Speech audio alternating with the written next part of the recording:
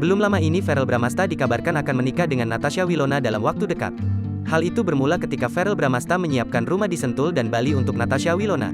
Selain itu, adik dari Verrell, yakni Atala Naufal sempat mengatakan bahwa sang kakak akan menjalin hubungan lagi dengan Natasha Wilona bukan sebagai kekasih.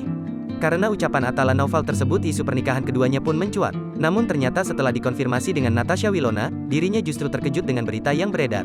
Tak hanya terkejut dengan berita yang beredar, Natasha Wilona juga mengaku heran akan adanya pemberitaan seperti itu.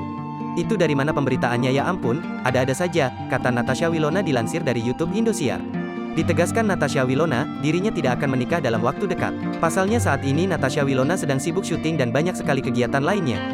Maka dari itu jika Natasha Wilona mengatakan kalau dirinya akan menikah tentu sudah melakukan persiapan dari sekarang. Enggak, nikah, orang lagi syuting gimana mau nikah, ujar Natasha Wilona. Kalau mau nikah sudah persiapan dari sekarang, gak sibuk syuting, sambungnya.